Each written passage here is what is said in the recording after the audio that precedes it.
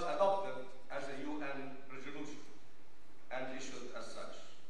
The objective behind the development of this guideline was to benefit the international community as a whole in order to promote the global harmonization of professional qualification and to facilitate mutual recognition on the basis of these internationally harmonized standards. One of the concepts underlying the formation of ASCA was that it would seek to do this, and still does, for the Arab region. Change is continuous, and if we do not adapt to it, we're wrong. The Arab Certified, let me talk about the new subject. The Arab Certified Accounting Technician. Looking at the future, ASCA has identified 3 gaps which need to be filled. The first relates to a very important group of people without whom we would not be able to provide our professional services. They are most commonly referred to throughout the Arab world and the world as accounting technicians. And they hold many positions in the profession, industry, commerce, and the public sector. The accounting technician is a qualification in its own right, but for a variety of circumstances, such as lack of degree of level of entry qualification, lack of freedom of movement, and so on, many people have been prohibited from seeking to take professional qualifications such as CPA, ACCA, ACPA, and CA.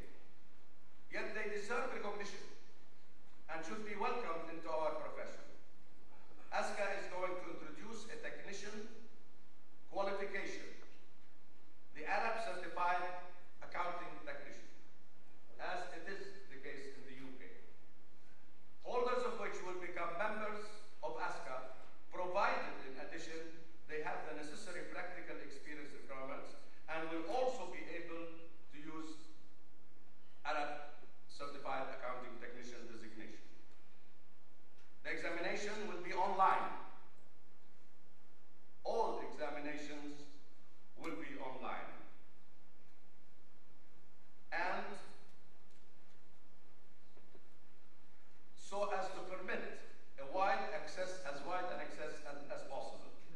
It will also be recognized as an entry qualification for the qualification as is an Arab Certified Public Accountant, so that those who wish to try for the full professional examination will have the opportunity to do so. Those who wish to become part of the Arab Knowledge Society, to which we all aspire, should never be denied the opportunity to try. I'm very pleased to tell you that part 1 of the Arab Certified Accounting Technician qualification will be an Arabic version of the current certificate of business accounting, which is offered by one of the leading UK accountancy bodies, the Chartered Institute of Management Accountants, CIMA. We have entered into an agreement with CIMA to use their English examination to be translated and to be run throughout the Arab world for accountants at large, and not for certified public accountants. The Arabic version of the certificate will also be endorsed by CIMA, so it will be a co-branded certificate by ASCA and by CIMA. If in the profession we have any number, if in accountancy in general we have any number, not more than 10% are in the profession, and 90% of the accountants are outside the profession, and it is this 90% that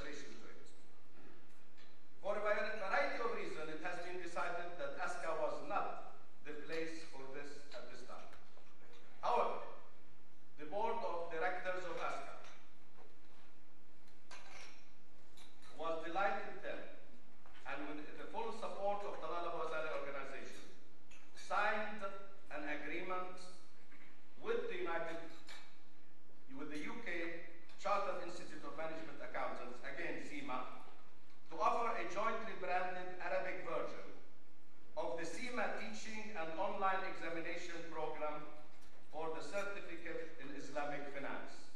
They have a long established, and this is really something very, very ironic, that we have in written and in English certificates recognized and highly respected on Islamic banking and finance, and we don't have them in Arabic in the region for the Arab practitioner. This will be available at the latest at the beginning of 2009. And plans are already being made to upgrade both versions to a diploma in Islamic finance and banking. In addition, the Talal Abu-Ghazaleh College of Business within the German Jordan University in Amman will soon be offering an MBA, I think it's the first of its kind, specializing in Islamic finance. Let me now talk about continuous professional development and post-qualifying diplomas. Knowledge of and the application of international standards is a continuous process. And there is a need for advanced course which leads to a recognized qualification.